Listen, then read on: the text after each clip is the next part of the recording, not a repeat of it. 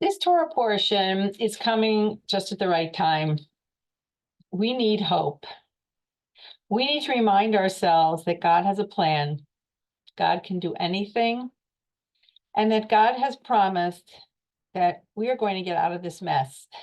We are going to have a final redemption.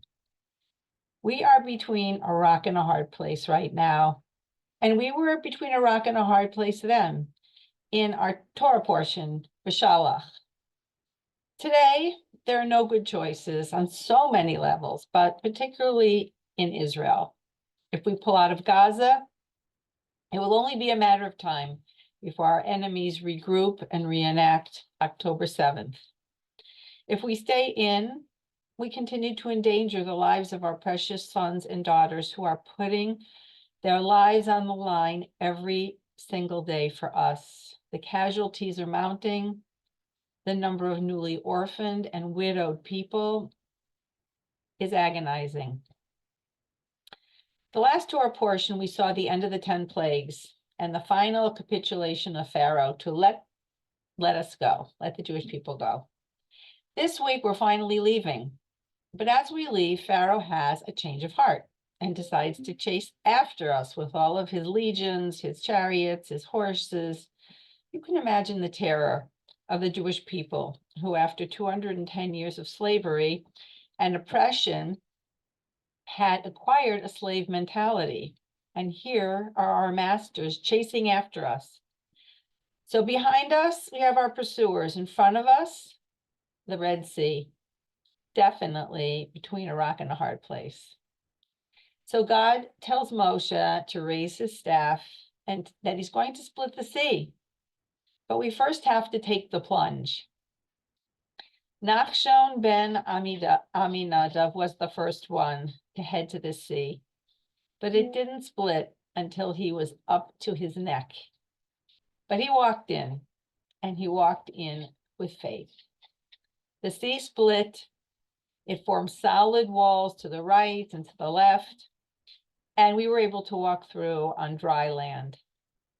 And when we were safely across, God instructed Moshe to lift his staff, and the sea would return to normalcy, and all of the Egyptians were drowned.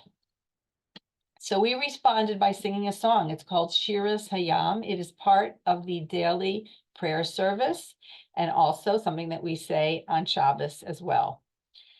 And we say this every day to remind ourselves that the miraculous redemption from Egypt really happened. It's not a Baba Misa. It's not some Jewish mythology. God told Abraham that our people were going to be slaves in Egypt with terrible suffering, but that we would be redeemed after a certain amount of time. And in our going out, we would come to Mount Sinai. We would make a covenant with him. And we've also been promised that there's going to be a final redemption, that we are going to get out of this. And our sages say that the final redemption will be even more miraculous than our redemption from Egypt. I'm trying to imagine the plagues that God's going to have in store this time. So the redemption from Egypt was way more than just freedom from slavery. It was freedom for something. It was freedom for the purpose of being led to Mount Sinai and to accept upon ourselves our national mission of being a light unto the nations, of being God's ambassadors, of revealing godliness in the world. So we ask ourselves, how can we merit this final redemption? It can't be solely about our desire to be relieved of the tremendous pain and suffering of our people. Of course, we all want the pain to end. It is so hard to live another day thinking about what is happening to our captives. But in addition to that, we should yearn for the bigger picture of what is promised, of what could be. At the end of every prayer service, we say the Aleinu prayer. You know the Aleinu prayer? Aleinu l'shabeach ladon hakol. So do we know what we're saying when we say that?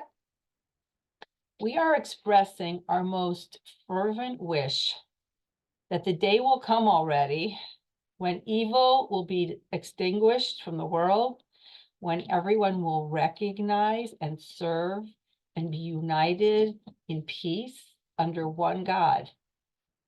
At that time, God will be front and center in the world, in our lives, and it's that recognition that is going to bring an entirely new world or order.